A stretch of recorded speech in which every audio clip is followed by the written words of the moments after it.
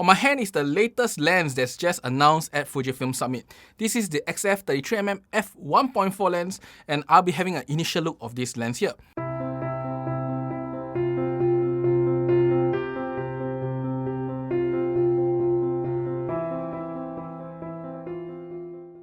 I'm Richard and welcome to ZP Productions, and I'm a portrait photographer. Today we'll be taking a look at this lens here. This is the XF33mm F1.4 RLMWR.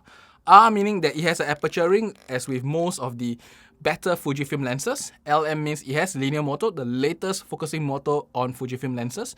And WR means this is a weather resistance lens, which means that you can use it in light rain. Probably I don't recommend it that much too.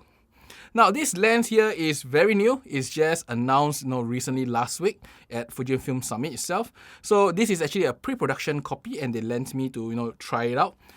So that said, most of these things that I say in this video probably will be true. However, things may change slightly in the final copy, but according to my sources, it will probably not.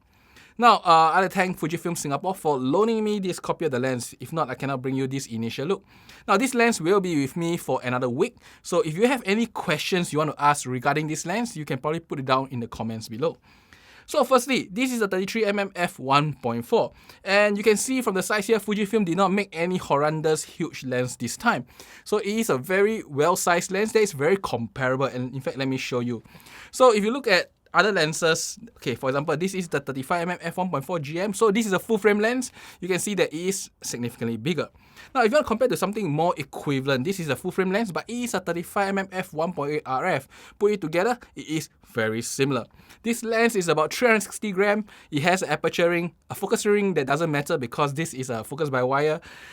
Pretty much, this lens is the right size if you ask me. So Fujifilm did not make any huge lens this time. Very nice size for a 33mm f1.4. By the way, 33mm f1.4 will equate to about 50mm f2 lens on the full frame term. So it is a very good range for the purpose of portrait. And it is not heavy at all, 360 grams.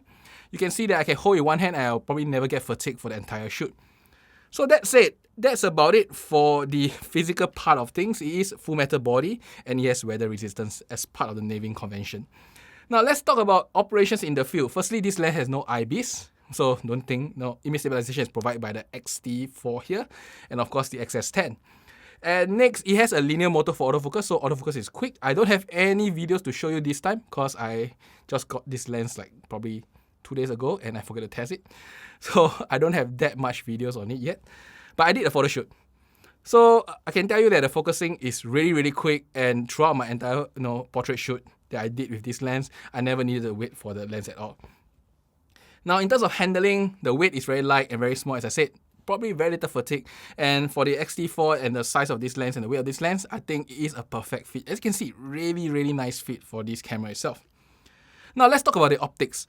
I did not do my usual daytime out of the window shot, so I can't comment on the sharpness yet. I will leave that for my future video on the final review of it. But let's talk about the night scene. So in terms of night scene wise, I usually look out for chroma, chromatic aberration, blooming. And in this case, this lens is very modern in nature. It has very little blooming. It has very little chromatic aberration, but there is some chroma at the edge of the lens. So a fan-like shape for small little lights at the edge for this lens itself. So that is very good. The previous lens that I tested, the XF33mm F1.0, that lens had a unique rendering, and if you liked it, it's great. But if you don't like it, probably that's not for you.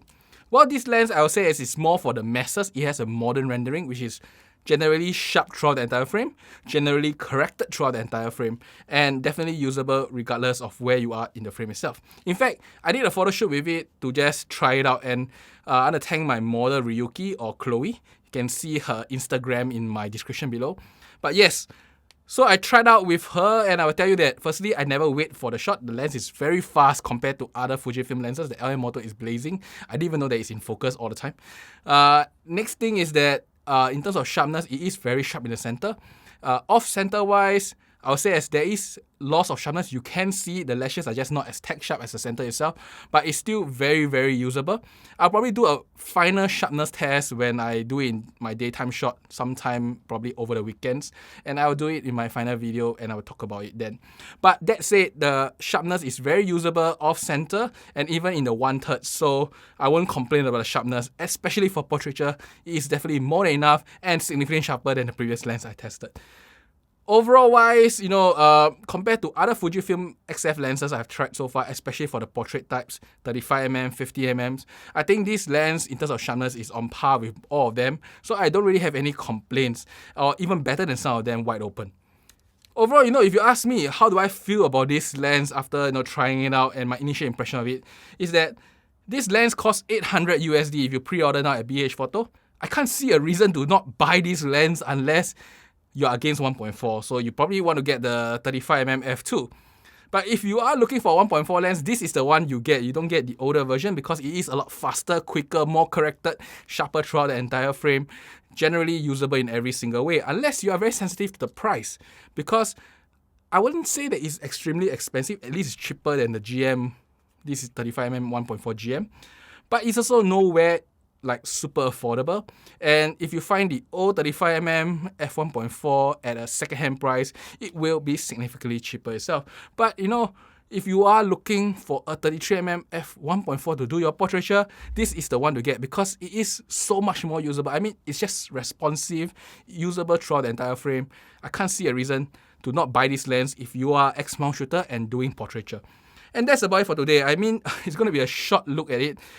In my next video, probably in about 1.5 weeks' time, what I'll do is a more comprehensive review with my test out of the window, looking at sharpness, and also I'll probably do another 3 to 4 portrait shoots with it to make sure that whatever I observe in the synthetic, out of my window shoot, and in real life it correlates each other, especially for portraits itself. Because 33mm f1.4 is just begging to be used for portraiture. I mean, it's a 50mm f2 equivalent.